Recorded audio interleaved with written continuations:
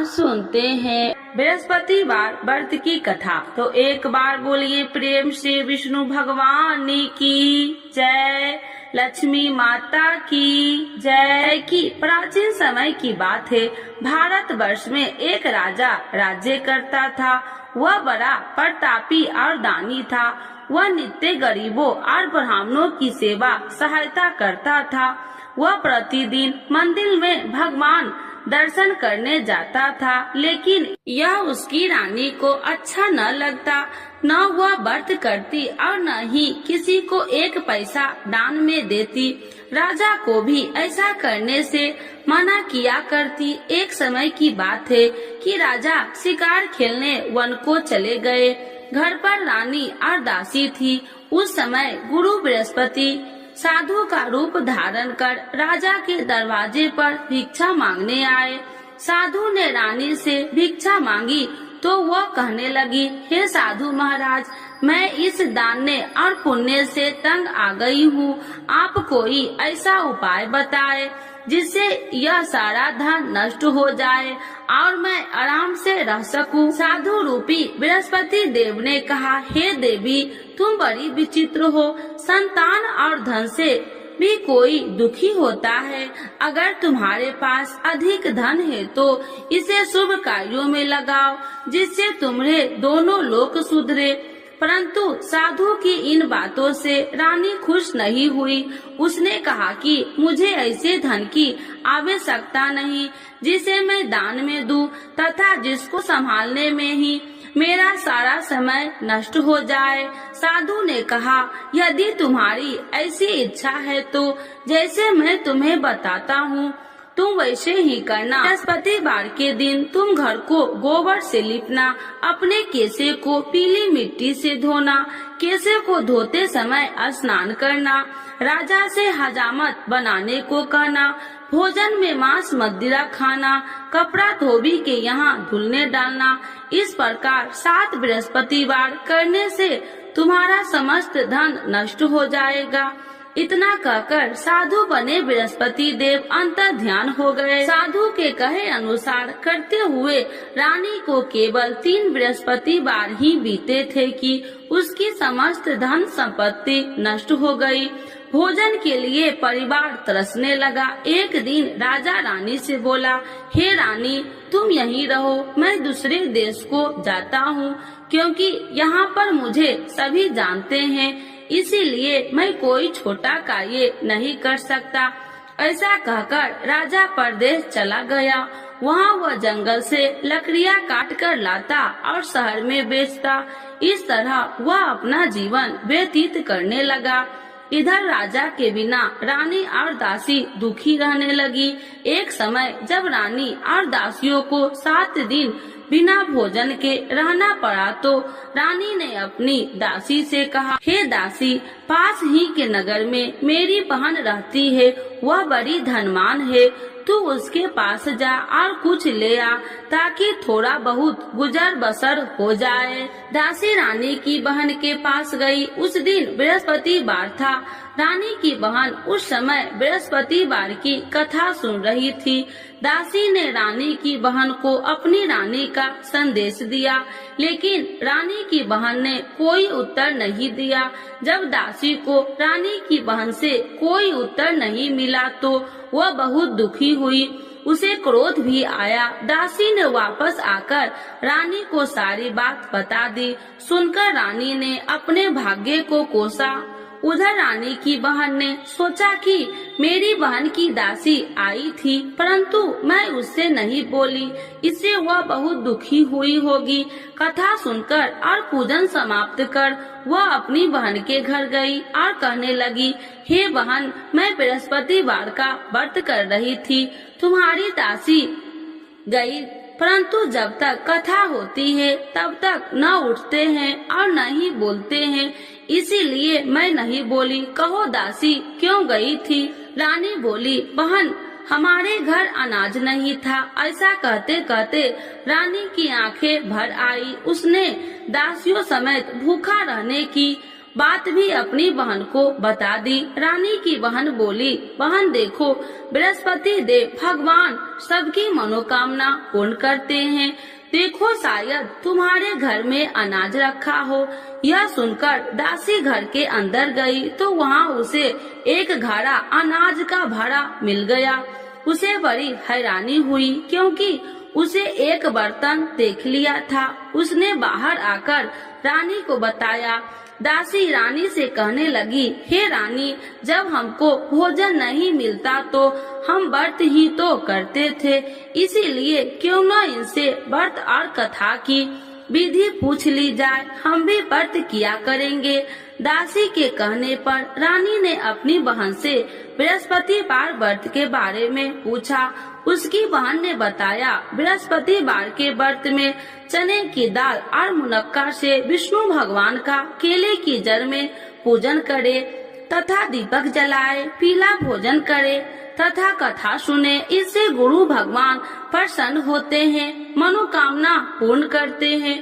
व्रत और पूजन की विधि बताकर रानी की बहन अपने घर लौट आई। रानी और दासी दोनों में निश्चय किया कि बृहस्पति देव भगवान का पूजन जरूर करेंगे। 7 रोज बाद जब बृहस्पतिवार आया तो उन्होंने व्रत रखा।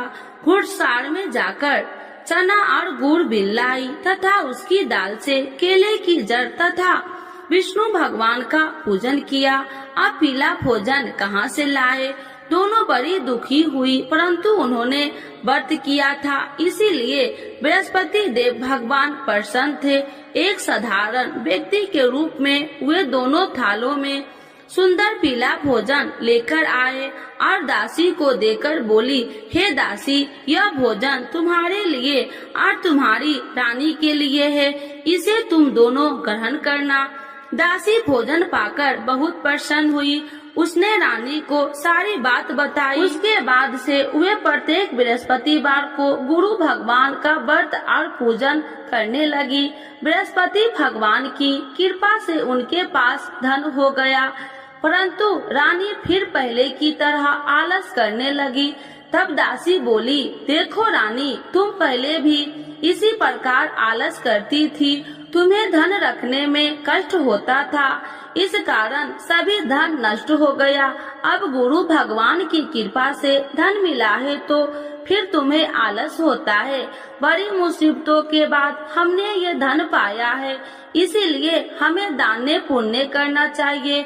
अब तुम भूखे मनुष्य को भोजन कराओ, प्याव लगवाओ, ब्राह्मणों को दान दो, कुआं, तालाब, बावड़ी आदि का निर्माण कराओ, मंदिर, पाठशाला बनाकर ज्ञान दो, कुमारी कन्याओं का विवाह करवाओ, अर्थात धन को शुभ कार्यों में खर्च करो, जिससे तुम्हारे कुल का यश बढ़ेगा तथा स्वर्ग की प्राप्ति हो और पितृ प्रसन्न हो। दासी की बात मानकर रानी शुभ कर्म में करने लगी, उसका यश फैलने लगा। एक दिन रानी और दासी आपस में विचार करने लगी कि जाने राजा किस दशा में होंगे, उनकी कोई खोज खबर भी नहीं है। उन्होंने श्रद्धा पूर्वक गुरु बृहस्पतिवार भगवान से प्रार्थना की, राजा जहाँ कहीं भी हो शीघ्र वापस आ जाए। उधर राजा परदेश में बहुत दुखी रहने लगा। वह प्रतिदिन जंगल से लकड़ियाँ बीन कर लाता और उसे शहर में बेचकर अपने दुखी जीवन को बड़ी कठिनता से व्यतीत करता। एक दिन दुखी हो अपनी पुरानी बातों को याद करके वह रोने लगा और उदास हो गया। उसी समय राजा के पास बृहस्पति देव साधु के भेष में आकर बोले, हे लकड़हारे, तुम इस सुनसान जंगल में किस चिंता में बैठे हो, मुझे बतलाओ। यह सुन राजा के नेत्रों में जल भर गया और साधु की वंदना कर राजा ने अपनी संपूर्ण कहानी सुना दी।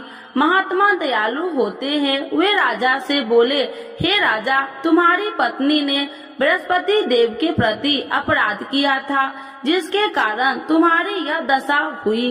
अब तुम चिंता मत करो, भगवान तुम्हें पहले से अधिक धन देंगे। देखो, तुम्हारी पत्नी ने बृहस्पतिवार का व्रत प्रारंभ कर दिया है। अब तुम भी बृहस्पतिवार का व्रत करके चने की दाल व गुड़ जल के लोटे में डालकर केले का पूजन करो। फिर कथा कहो या सुनो, भगवान तुम्हारी सब मनोकामनाओं को पूर्ण करेंगे।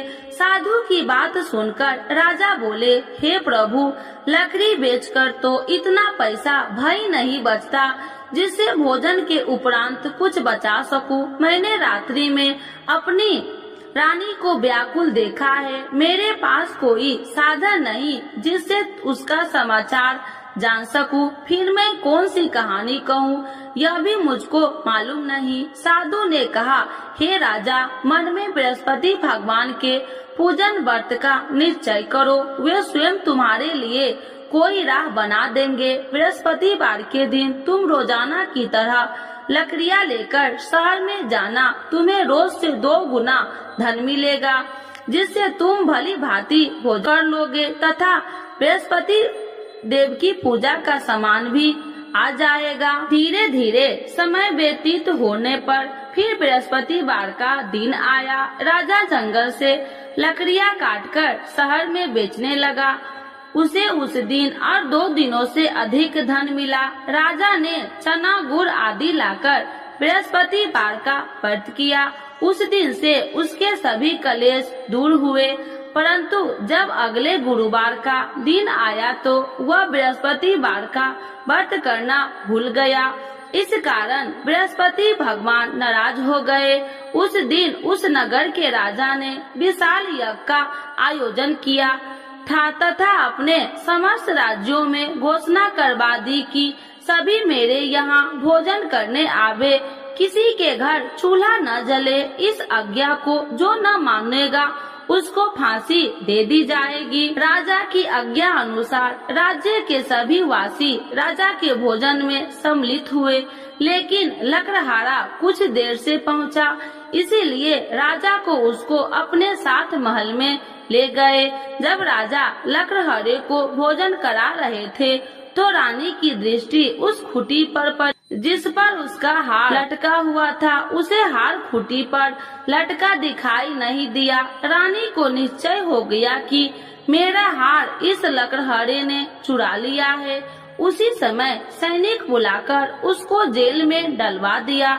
लकड़हारा जेल में विचार करने लगा कि जाने कौन से पूर्व जन्म के कर्म से मुझे यह दुख प्राप्त हुआ है, और जंगल में मिले साधु को याद करने लगा। तत्काल बृहस्पति देव साधु के रूप में प्रकट हो गए और कहने लगे, अरे मूर्ख, तूने बृहस्पति देवता की कथा नहीं की, इसी कारण तुझे यह दुख प्राप्त हुआ है। अब चिंता मत कर, बृहस्पतिवार के दिन जेल खाने के दरवाजे पर तुझे 4 पैसे पड़े मिलेंगे। उनसे तू बृहस्पतिवार की पूजा करना तो तेरे सभी कष्ट दूर हो जाएंगे। अगले बृहस्पतिवार उसे जेल के द्वार पर 4 पैसा मिले। राजा के पूजा का सामान मंगवाकर कथा कही और प्रसाद बांटा। उसी रात्रि में बृहस्पति देव ने उस नगर के राजा को स्वप्न में कहा, हे राजा, तूने जिस जेल में बंद किया है उसे कल छोड़ देना, वह निर्दोष है। राजा प्रातः काल उठा और खूंटी पर हार टंगा देकर लकड़हारे को बुलाकर क्षमा मांगी तथा राजा के योग्य सुंदर वस्त्र आभूषण भेंट कर उसे विदा किया। गुरुदेव की आज्ञा अनुसार राजा अपने नगर को चल दिया। राजा जब नगर के निकट पहुंचा तो उसे बड़ा ही आश्चर्य हुआ। नगर में पहले से अधिक बाग, तालाब और कुएं तथा बहुत सी धर्मशालाएं, मंदिर आदि बने हुए थे। राजा ने पूछा कि यह किसका बाग और धर्मशाला है। तब नगर के सब लोग कहने लगे कि यह सब रानी और दासी द्वारा बनवाए गए हैं। राजा को आश्चर्य हुआ और गुस्सा भी आया कि उसकी अनुपस्थिति में रानी के पास धन कहां से आया होगा। जब रानी ने यह खबर सुनी कि राजा आ रहे हैं तो उसने अपनी दासी से कहा, हे दासी, देख राजा हमको कितनी बुरी हालत में छोड़ के गए थे, वह हमारी ऐसी हालत देखकर लौट न जाए, इसीलिए तू दरवाजे पर खड़ी हो जा।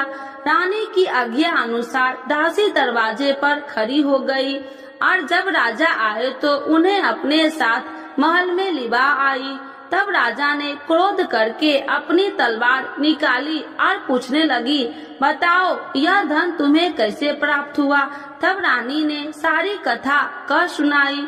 राजा ने निश्चय किया कि मैं रोजाना दिन में 3 बार कहानी कहा करूँगा और रोज व्रत किया करूँगा। अब हर समय राजा के दुपट्टे में चने की दाल बंधी रहती तथा दिन में 3 बार कथा कहता। एक रोज राजा ने विचार किया कि चलो अपनी बहन के यहाँ हो आऊं। इस तरह का निश्चय कर राजा घोड़े पर सवार हो अपनी बहन के यहाँ चल दिया। मार्ग में उसने देखा कि कुछ आदमी एक मुर्दे को लिए जा रहे हैं। उन्हें रोककर राजा कहने लगा, अरे भाइयों, मेरी बृहस्पतिवार की कथा सुन लो। वे बोले, लो हमारा तो आदमी मर गया है, इसको अपनी कथा की पड़ी है। परंतु कुछ आदमी बोले, अच्छा कहो, हम तुम्हारी कथा भी सुनेंगे। राजा ने दाल निकाली और कथा कहनी शुरू कर दी। जब कथा आदि हुई तो मुर्दा हिलने लगा और जब कथा समाप्त हुई तो राम राम कह के वह मुर्दा खड़ा हो गया। राजा आगे बढ़ा, उसे चलते चलते शाम हो गई। आगे मार्ग में उसे एक किसान खेत में हल चलाता मिला। राजा ने उसे कथा सुनने का आग्रह किया, लेकिन वह नहीं माना। राजा आगे चल पड़ा। राजा के हटते ही बैल पछाड़ खाकर गिर गए तथा किसान के पेट में बहुत जोर से दर्द होने लगी। उसी समय किसान की माँ रोटी लेकर आई। उसने जब देखा तो अपने पुत्र से सब हाल पूछा। बेटे ने सभी हाल बता दिया। बुढ़िया दौड़ी दौड़ी उस घुड़सवार के पास पहुँची और उसने बोली, मैं तेरी कथा सुनूंगी, तू अपनी कथा मेरे खेत पर ही चलकर कहना। राजा ने लौटकर बुढ़िया के खेत पर जाकर कथा कही, जिसके सुनते ही बैल खड़े हो गए तथा किसान के पेट का दर्द भी बंद हो गया। राजा अपनी बहन के घर पहुंच गया। बहन ने भाई को खूब मेहमानबाजी की। दूसरे रोज प्रातः काल राजा जागा तो वह देखने लगा कि सब लोग भोजन कर रहे हैं।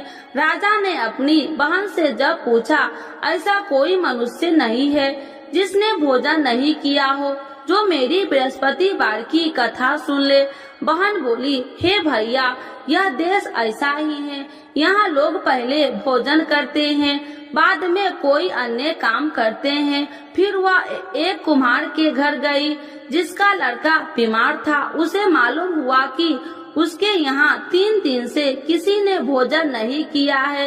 रानी ने अपने भाई की कथा सुनने के लिए कुम्हार से कहा। वह तैयार हो गया। राजा ने जाकर बृहस्पतिवार की कथा कही, जिसको सुनकर उसका लड़का ठीक हो गया।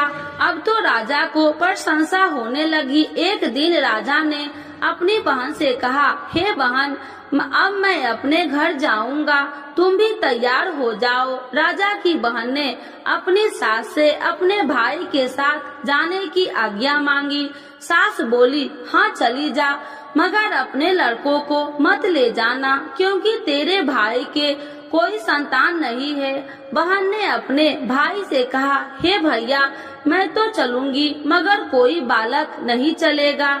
अपनी बहन को भी छोड़कर दुखी मन से राजा अपने नगर को लौट आया। राजा ने अपनी रानी से सारी कथा बताई और बिना भोजन किए वह सैया पर लेट गया। रानी बोली, हे प्रभु, बृहस्पति देव ने हमें सब कुछ दिए हैं, वे हमें संतान अवश्य देंगे। उसी रात बृहस्पति देव ने राजा को स्वप्न में कहा, हे राजा, उठ, सभी सोच त्याग दे, तेरी रानी गर्भवती है। राजा को यह जानकर बड़ी खुशी हुई। 9वें महीने में रानी के गर्भ से एक सुंदर पुत्र पैदा हुआ। तब राजा बोला, हे रानी, स्त्री बिना भोजन के रह सकती है, परंतु बिना कहे नहीं रह सकती। जब मेरी बहन आए तो तुम मुझसे कुछ मत कहना। रानी ने हाँ कर दी। जब राजा की बहन ने यह शुभ समाचार सुना तो वह बहुत खुशी हुई तथा बधाई लेकर अपने भाई के यहाँ आई। रानी ने तब उसे आने का उलाहना दिया, जब भाई अपने साथ ला रहे थे तो तब टाल गई, उनके साथ न आई और आज अपने आप भागी भागी बिना बुलाए आ गई। तो राजा की बहन बोली, भाई मैं इस प्रकार न कहती तो तुम्हारे घर औलाद कैसे होती। बृहस्पति देव सभी मनोकामनाएं पूर्ण करते हैं। जो श्रद्धा भाव पूर्वक बृहस्पतिवार का व्रत करता है एवं कथा पढ़ता है अथवा सुनता है और दूसरों को सुनाता है, बृहस्पति देव उसकी सभी मनोकामनाएं पूर्ण करते हैं, उनकी सदैव रक्षा करते हैं। जो संसार में सद्भावना से गुरुदेव का पूजन एवं व्रत सच्चे हृदय से करते हैं, उनकी सभी मनोकामनाएं वैसे ही पूर्ण होती है जैसे सच्ची भावना से रानी और राजा ने बृहस्पति देव की कथा का गुणगान किया तो उनकी सभी इच्छाएं बृहस्पति देव जी ने पूर्ण की। अनजाने में भी बृहस्पति देव की उपेक्षा न करे, ऐसा करने से सुख शांति नष्ट हो जाती है।